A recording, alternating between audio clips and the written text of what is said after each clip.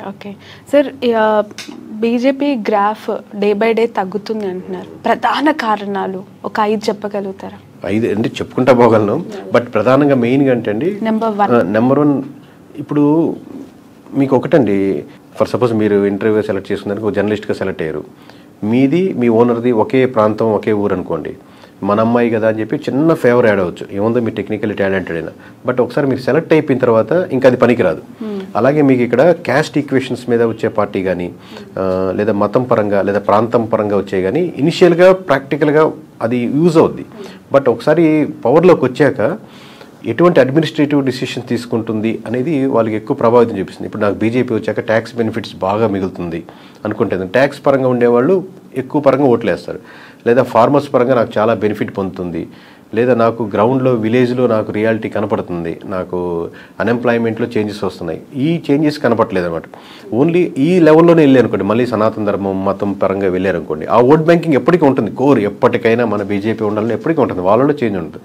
But extra layer ఏదైతే కాంగ్రెస్లో ఉన్నటువంటి కరప్షన్ చూసి అప్పుడున్న స్కామ్స్ కంటిన్యూస్గా ఉన్నాయి కదా, చాలా స్కామ్స్ వద్దురా బాబు అనుకుని కాంగ్రెస్ నుంచి బీజేపీ మూవ్ అయిన వాళ్ళు మళ్ళీ ఇదే సెక్షన్స్ జరుగుతుంటే మళ్ళీ ఈ లేయర్ మళ్ళీ కాంగ్రెస్కి కంపేరిటివ్లీ 15 సంవత్సరాల ముందు రాహుల్ గాంధీకి ఇప్పుడున్న రాహుల్ గాంధీకి తేడా ఉంటుంది కాబట్టి స్లోగా మూవ్ అవుతుంటారు. ఇప్పుడు హర్యానా చూసుకోండి, మీకు ఖట్టర్ గారి అంతగా వాళ్ళు సానుభూతిగా లేరు, కానీ ఆయన సీఎంగా ఎక్కువ సంవత్సరాలు ఉండేసరికి ఆ నెగిటివ్ ఓట్ బ్యాంకింగ్ వీళ్ళ మీద పడుతుంది. సో ఒకటి స్టేట్ లీడర్షిప్ ఫెయిల్యూర్ అవడం, ఒకటి సెంట్రల్లో వెళ్ళే విధానం ఒకటే ఆ కోర్ ఆ గ్రూప్లోనే ఉంటున్నారు, ఆ డిసిషన్స్ దాని నుంచి బయటికి రావట్లేదు. అంటే నేషనల్ లెవెల్లో బీజేపీకి కావాల్సినంత ఓటు బ్యాంకు క్యాడర్ వాళ్ళకి ఆల్రెడీ బిల్డప్ అయిపోయి ఉంది, కంటిన్యూ అవుతోంది స్టిల్. అండ్ కాంగ్రెస్కి ఆల్రెడీ ఎవరు నచ్చట్లేదు అని వెళ్ళిపోయారో వాళ్ళు తిరిగి వచ్చే అవకాశం ఉంది. క్యాడర్ ఉపయోగపడుతుంది మేడం.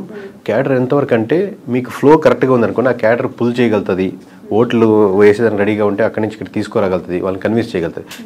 క్యాడర్కి ప్రజలు అసలు అగేనిస్ట్గా ఉన్నారనుకోండి, ఓన్లీ క్యాడర్ వాళ్ళని కన్విన్స్ చేయలేదు. ఇప్పుడు బీఆర్ఎస్ ఫస్ట్ టైం ఎలక్షన్స్ ముందు పెట్టినప్పుడు అప్పుడు క్యాడర్ ఏం లేదు, కానీ ఇనానమస్గా మొత్తం గెలవగలిగింది కదా. అప్పుడు చూస్తే కాంగ్రెస్ మంచి క్యాడర్ ఉంటుంది, లేదా టీడీపీకి మంచి క్యాడర్ ఉంది, ఇక్కడ అంత క్యాడర్ ఉంటుంది. బట్ ఎమోషనల్లీ పీపుల్ అగేనిస్ట్గా ఒక పార్టీకో ఒక అక్కడ ఉన్నటువంటి ఎన్విరాన్మెంట్కి అగేనిస్ట్కి వెళ్ళినప్పుడు ఈవెన్ ఒక నానుడి మీద కూడా, ఇప్పుడు మీకు ఢిల్లీలో చూసుకుంటే ఆమ్ ఆద్మీ పార్టీకి కంపేరిటివ్ చేస్తే బీజేపీకి కానీ కాంగ్రెస్ కానీ మంచి క్యాడర్ ఉంది. అప్పుడు కాంగ్రెస్ ఇది ఆల్మోస్ట్ 3 times కంటిన్యూస్గా ఉన్నారు ఆమె, షీలా దీక్షిత్. సో వీళ్ళకి అగేనిస్ట్గా రాకపోయినా క్యాడర్ ఎంతవరకు సపోర్ట్ చేయగలంటే వేవ్ బాగుంటేనే. మిగతా 199,000 మంది వీళ్ళు 1000 మంది ఎంతవరకు అంటే అపోజ్ చేయలేరు, కన్విన్స్ చేయలేరు, పూర్తిగా ఇన్ఫ్లుయెన్స్ చేయలేరు.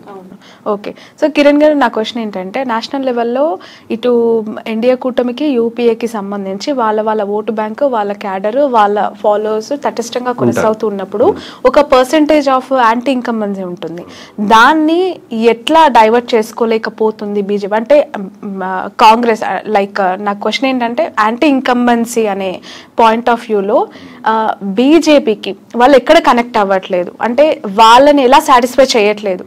అంటే ఒక్కొక్క ప్రాంతంలో లేదా ఒక్కొక్క గ్రూప్కి ఒక్కొక్క ఇష్యూ ఉంటుంది మేడం, కామన్గా ఒకటే ఉండదు. ఇప్పుడు మీకు జమ్మూ కాశ్మీర్ తీసుకున్నామండి, మనకు ఆర్టికల్ 370 మనకి నుంచి ఎక్కడో సౌత్ నుంచి చూస్తున్నప్పుడు అది రద్దు చేసేయాలి, మన సంబంధం ఉండకూడదు, ఎందుకంటే పాకిస్తాన్ నుంచి ఇక్కడ ఎక్కువ దానివల్లే వస్తున్నారు, లేకపోతే అక్కడ విధ్వంసం దానివల్లే జరుగుతుంది అని ఫీల్ అవుతాం. అలా ఎంతో కొంత పార్షియల్ నిజమైనచ్చు, కానీ మెజారిటీ వాళ్ళ సెక్షన్ ఏంటంటే ఇప్పుడు మన ఆంధ్రప్రదేశ్లో మనకు స్పెషల్ కేటగిరీ స్టేటస్ కావాలి అని ఎంత పోరాటాలు జరిగినాయి. ఎందుకంటే మనకు ట్యాక్స్ బెనిఫిట్స్ జరుగుతాయి, మనకు అడ్వాంటేజ్ ఉంటుంది, మనకు ఉద్యోగాలు ఎక్కువ వస్తాయి, లేకపోతే సంస్థలు ఎక్కువ వస్తాయి. అలాగే వాళ్ళకు ఒక స్పెషల్ కేటగిరీ స్టేటస్ లాగా ఫీల్ అవుతున్నారు. మాది జమ్మూ అండ్ కాశ్మీర్, మేము సెపరేట్గా దీనికి ఒక స్పెషల్ కేటగిరీ స్టేటస్ ఉంది కాబట్టి దాన్ని మేము అనుభవిస్తున్నాం. అట్లీస్ట్ ఇప్పుడు స్టేట్ హుడ్ అన్న ఇవ్వండి. ఇప్పుడు ప్రధానంగా పార్టీలు మాకు ఆంధ్రప్రదేశ్ స్టేట్ లా స్టేట్ ఉందో, జమ్మూ కాశ్మీర్ కూడా ఒక స్టేట్ ఉంది, సెంట్రల్ గవర్నమెంట్లో కింద తీసుకెళ్లొద్దు, మాది స్టేట్గా మా స్టేట్కి ఉంచితే మా లోకల్ ఎమ్మెల్యే, మా రిప్రజెంటేషన్, మా ఎలక్షన్స్ ఉంటాయని ఫీల్ అవుతున్నారు. ఆ ఇష్యూస్ మనకి ఏపీలో ఉండవు. సో అక్కడ ఇష్యూస్ ఒకటి. అలాగే ట్యాక్స్ కట్టేవాళ్ళు ఇప్పుడు చూస్తుంటే మీకు జిఎస్టీ కానీ, లేకపోతే మీరు 1,00,000 రూపాయలు సంపాదిస్తుంటే 30,000 దానికి వెళ్ళిపోతే మిగతా 70,000 ఉంటాయి. 70,000లో మళ్ళీ ఏదైనా కొంటుంటే దాని మీద ట్యాక్స్, మీరు గోల్డ్ కొనుక్కున్నా కారు కొనుక్కున్నా మళ్ళీ దానికి ట్యాక్స్ కడుతుంటారు. సో ట్యాక్స్ ఎక్కువ కట్టే గ్రూప్ ఒకరు అగెనెస్ట్గా ఉన్నారు. అలాగే ఫార్మర్స్ సంబంధించిన వాళ్ళ గ్రూప్ అంటే రైతులు, దానికి సంబంధించిన అనుసంధానంగా ఉండేటువంటి గ్రూప్ ఆఫ్ పర్సన్స్, మేము పండించేదానికి సరైన మద్దతు ధర రావట్లేదు అని వీళ్ళు ఉంటున్నారు. కొనేవాడేమో నేను కొనేది ప్రతి ఒక్కటి రేటు భయంకరంగా ఉందని ఫీల్ అవుతున్నాడు. సో గిట్టుబాటు ధర విషయంలో గిట్టుబాటు ధర రావట్లేదని వీళ్ళు, గిట్టుబాటు ధర రావట్లేదంటే నేను పండించిన దానికి సరిగ్గా రేట్ తక్కువ ఉందనే కదా. కానీ కొనేవాడు సాటిస్ఫై అవ్వాలి, అన్ని చీప్ గా దొరుకుతున్నాయండి, భలే చీప్ గా ఉన్నాయండి బీజేపీ అని అనుకోవట్లేదు. కొనేవాడు బాధపడుతున్నాడు, ఎక్కువ రేట్లు పెరిగిపోతున్నాయి, గ్యాస్ పెరిగింది, ఆయిల్ పెరిగింది, వీటి పెరిగినాయని.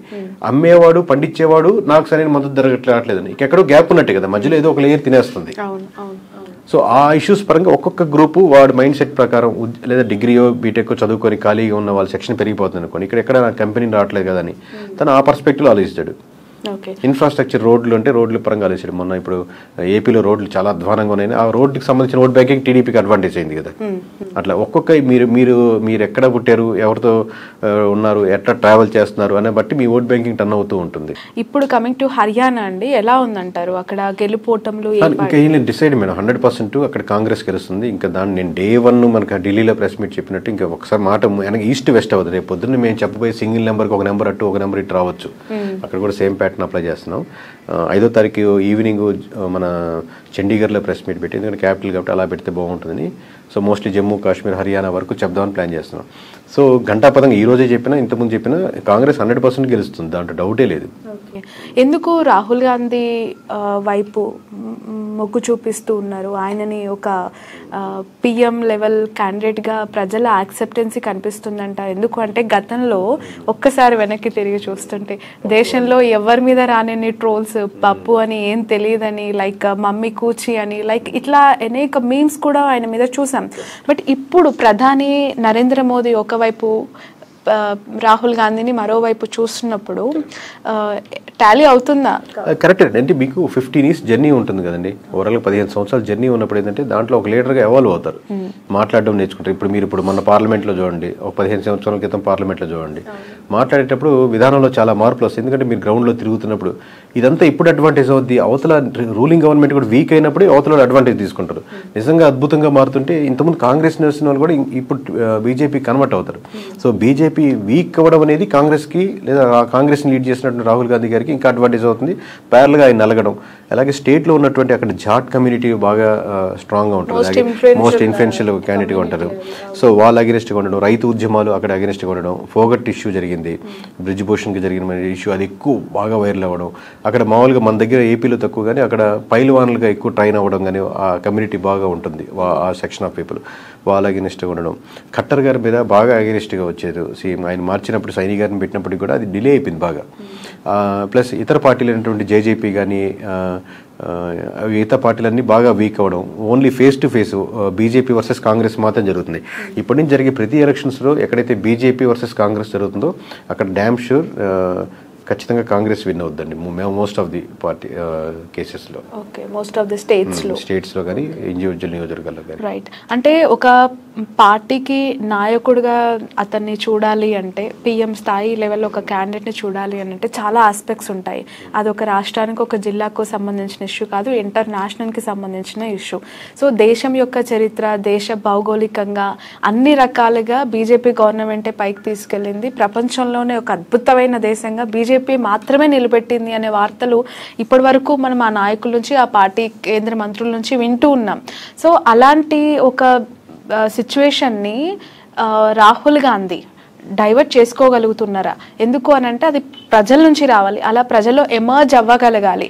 అతను చేసిన ఆ లైక్ యాత్ర ఎంతవరకు ఉపయోగపడింది, ప్రజల్లో అతన్ని పట్ల ఉన్న విశ్వసనీయత గ్రౌండ్ లెవెల్లో మీకేం కనిపించింది towards Rahul Gandhi? Any political party మీరు ఇప్పుడు చూస్తే ఇందిరాగాంధీ గారికి వెళ్ళారనుకోండి, గరీబీ హఠావో కానీ కాన్సెప్ట్ చేశారు. నిజంగా మనకు ఇక్కడ పేదరికం నిర్మూలించిపోయింది, ఎవడు పేదవాళ్ళు లేడు అనుకోండి, కంపల్సరీ వాళ్ళకే ఓటేస్తారు. లేదా దేశం వెలిగిపోతుందని ఇంతకుముందు ఒకసారి బీజేపీ స్టార్ట్ చేసింది. సో నిజంగా దేశం వెలిగిపోతుంది, అన్ని పరంగా మేము హ్యాపీగా ఉన్నామంటే వాళ్ళు మళ్ళీ టర్న్ అవుతారు. మీరు చెప్పినట్టు ఇప్పుడు సిట్టింగ్ గవర్నమెంట్ ఉన్నటువంటి బీజేపీ కూడా అసలు దేశం ఇంత ముందడిగిలిందంటే ఎప్పుడు లేదు, ఇంత హ్యాపీగా ఎప్పుడు ప్రజలు లేరు అనుకున్నారు అనుకోండి, నిజంగా అలాగే ఉంటారు. సో అబ్వియస్లీగా సిట్టింగ్ గవర్నమెంట్ ఎప్పుడు కూడా చాలా పాజిటివ్గానే చెప్తుంది. బట్ ప్రజలు ఎక్కువ మంది నమ్మట్లేదు అనుకోండి, ఆ ఓట్ బ్యాంకింగ్ షిఫ్ట్ అవుతుంది. వీళ్ళు అన్నారు కాబట్టి అవును బీజేపీ ఇలా అంటుంది కదా, ఆ స్టేట్మెంట్ కరెక్టే, లేదా పేపర్లో పెద్ద మెయిన్ పేపర్లో యాడ్ ఇచ్చారు కదా ఇది కరెక్టే అని ఇండివిజువల్గా తను ఓటేస్తాడు. ఇర్రెస్పెక్ట్ ఆఫ్ దేశం అంతా ఎలా వెళ్తుందని ఎవడు ఓటు వేయడండి, నా సమస్యలు ఏంటి, నేనేం కోరుకుంటున్నాను, ఇది బెస్ట్ ఇది బెటర్ అనుకుని వేస్తారు. మేము marks as a survey company సంస్థ ఇలాంటి వాళ్ళు గ్రూప్ ఎలా ఎంతమంది ఉన్నారు, ఈ గ్రూప్ ఎలా ఎంతమంది, ఎంత పర్సెంటేజ్ షిఫ్ట్ అవుతుంది, దీన్ని అనలైజ్ చేసుకొని చెప్తాం. సో ఓవరాల్గా ఈ అనలైజ్ చేసినప్పుడు 90 నియోజకవర్గాలు మెజారిటీ నియోజకవర్గాలు పోటాపోటీలో కాకుండా కాంగ్రెస్ వైపు ఎక్కువ మళ్ళీ నియోజకవర్గాలు ఉన్నాయి కాబట్టి ఇటువైపు మళ్తున్నామని ఘంటాపథంగా చెప్పగలుగుతున్నాం.